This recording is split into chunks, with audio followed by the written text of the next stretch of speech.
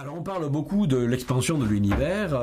L'univers est de fait en expansion, ça se mesure à l'échelle... Alors justement, ça se mesure à quelle échelle? Eh bien en fait, l'expansion de l'univers, je rappelle, ce n'est pas un mouvement réel des objets, c'est l'espace qui se dilate.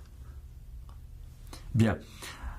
Alors, à quelle échelle cette dilatation de l'espace est perceptible? Eh bien en fait, cette échelle de dilatation de l'espace n'est perceptible qu'à une échelle de plusieurs centaines de millions d'années-lumière. C'est-à-dire à une échelle très largement supérieure, donc à la taille du système solaire c'est évident, mais même à la taille de la galaxie, ou même à la taille des amas de galaxies. Il faut vraiment aller très très loin dans l'espace pour commencer à percevoir ce mouvement d'expansion de l'espace. Pourquoi à plus petite échelle il ne se perçoit pas? Tout simplement parce qu'il y a le mouvement dit de gravitation, qui prennent le pas sur ce mouvement général d'expansion de l'univers. C'est très facile à en comprendre d'ailleurs avec quelques chiffres. Le taux d'expansion actuel de l'univers se mesure par un chiffre qui est de 70 km par seconde par mégaparsec.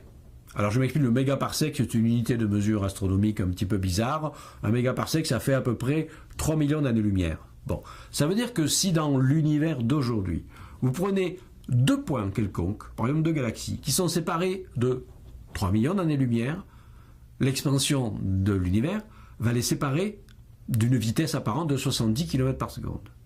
Si elles sont séparées de 10 fois plus, 30 millions, ça va être 700. C'est-à-dire ça va être 10 fois plus, ça va être 700 km par seconde, et ainsi de suite. Donc vous voyez qu'au plus on va regarder des échelles grandes, au plus ces vitesses apparentes de fuite des galaxies, par exemple, sont élevées. Bon. Mais alors les chiffres indiquent justement la limite justement des possibilités d'observation de ce mouvement. Déjà à l'échelle de 3 millions d'années-lumière, je dis 70 km par seconde, c'est la vitesse d'expansion des tissus cosmiques. Oui, mais à cette échelle-là, les mouvements gravitationnels sont beaucoup plus importants. Et donc, par exemple, la galaxie d'Andromède, notre voisine, elle est justement à 2 millions d'années-lumière. Elle ne s'éloigne pas du tout à 70 km par seconde à cause de l'expansion de l'espace. Elle se rapproche de nous.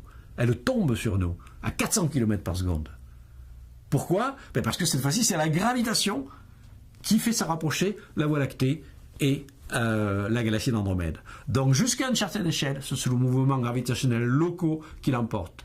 Et à partir d'une certaine échelle, disons 700 km par seconde, alors là, l'expansion de l'univers commence à l'emporter sur tous les autres mouvements, et c'est à partir de cette échelle que ça finit par, effectivement, par triompher. Et cette échelle-là, 700 km par seconde, ça fait à peu près 30 millions d'années-lumière.